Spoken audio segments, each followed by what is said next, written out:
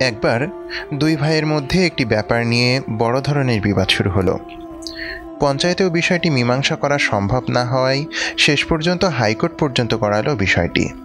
ঘটনাটি ছিল এমন: আদালত প্রাঙ্গণে বহু মানুষের ভিড়ে এক বৃদ্ধ আর্তনাদ করে এত বেশি কাঁদছিল যে তার দাড়ি দিয়ে গড়িয়ে অশ্রু ঝরছিল।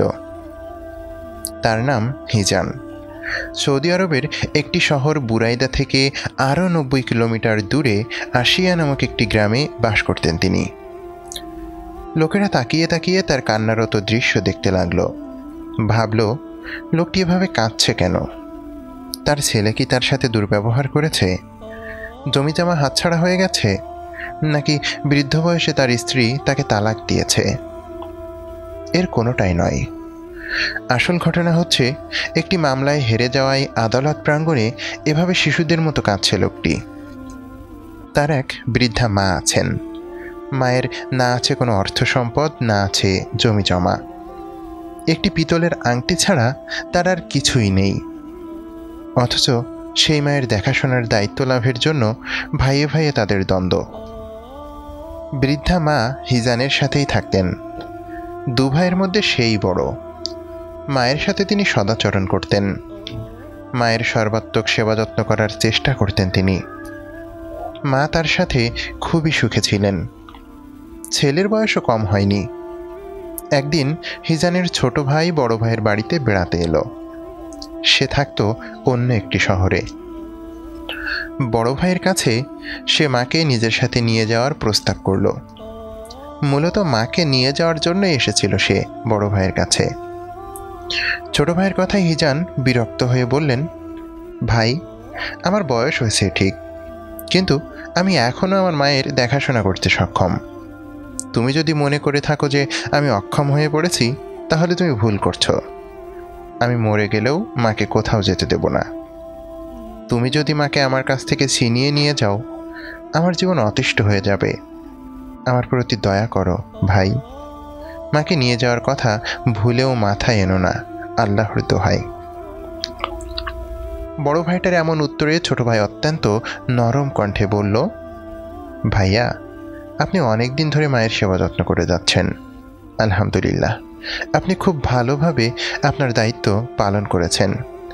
কিন্তু আপনি এখন বৃদ্ধ হয়েছেন, বয়স হয়েছে আপনার। আপনি নিজেই এখন নিজের সেবা যত্নের জন্য আপনার সন্তানদের উপর নির্ভরশীল হয়ে পড়েছেন। তাই আমি বলি কি, আপনি এবার আমাদের মায়ের দায়িত্ব আমার উপর ছেড়ে দিন। মাকে আমি আমার কাছে নিয়ে যাই। আমি এখনো শক্ত সমর্থ অবস্থায় আছি। আমার বাচ্চারাও তাদের দাদিকে তাদের সাথে চায়। আমার স্ত্রীও শাশুড়ির সেবা যত্ন করতে চায়। দয়া করে মাকে সেবা করার একটু সুযোগ আপনি আমাকে দিন। মায়ের জীবনের এই অন্তিম সময়টুকুতেও যদি আমি তার একটু সেবা করার সুযোগ না পাই, তাহলে আমি নিজেকে একেবারেই ক্ষমা করতে পারবো না। ভাই আমার, আল্লাহর দরবারে মায়ের হক আদায়ের প্রশ্নে আপনি আটকাবেন না ইনশাআল্লাহ। এবার মাকে আমার কাছে থাকতে দিন। মায়ের হক আমাকেও একটু আদায় করতে দিন আল্লাহর হস্তে। কিন্তু না, বড় ভাই হিজান কোনোভাবেই মাকে হাতছাড়া করবে না। মা তাকে ছেড়ে অন্য কোথাও চলে যাবে, সে মায়ের পা টিপে দিতে পারবে না, মাথা টিপে দিতে পারবে না, মাকে ওষুধ খাওয়াতে পারবে না। এসব ভাবতেই যেন তার হৃদয়ে রক্তক্ষরণ শুরু হচ্ছিল। এরপর দু ভাইয়ের মধ্যে এটা নিয়ে বিতর্ক শুরু হলো। তাদের কেউই মাকে ছাড়তে রাজি নয়।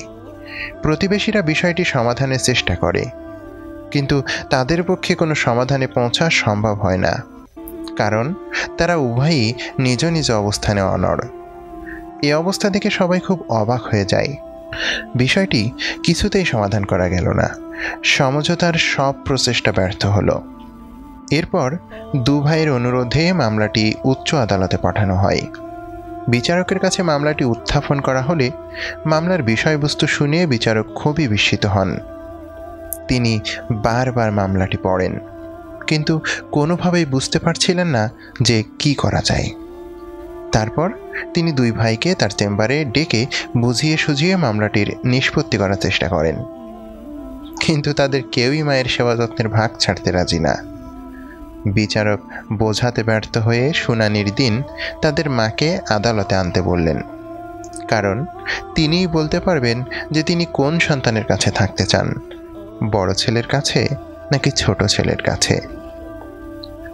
নির্ধারিত দিন একটা হুইল চেয়ারে করে বৃদ্ধা মাকে আদালতে আনা হলো।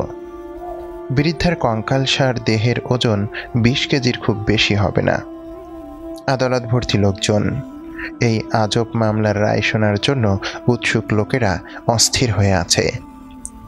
বিচারক বৃদ্ধাকে বললেন, শ্রদ্ধেয় মা, আপনার 2 ছেলেই আপনাকে কাছে রেখে সেবা যত্ন করতে চায়। তাদের কেউই আপনার কাছ থেকে আলাদা হতে চায় না। আমি তাদেরকে অনেক বোঝানোর চেষ্টা করেছি, কিন্তু তারা নিজেদের অবস্থানে অনড়। মামলাটির রায় নিয়ে আমি সমস্যায় পড়েছি। আমি কোনো রায় দিতে পারছি না, তাই আপনার হাতেই সিদ্ধান্ত ছেড়ে দিলাম। আপনার ইচ্ছে অনুযায়ী আমি রায় দেব। আপনিই বলুন, আপনি কার সাথে থাকতে চান? সত্যি বলতে এই বিষয়ে রায় দেওয়া একজন বিচারকের জন্য যতটা জটিল, একজন মায়ের কাছে তার চাইতেও 1000 গুণ কঠিন। 2 সন্তানই তার চোখের মণি।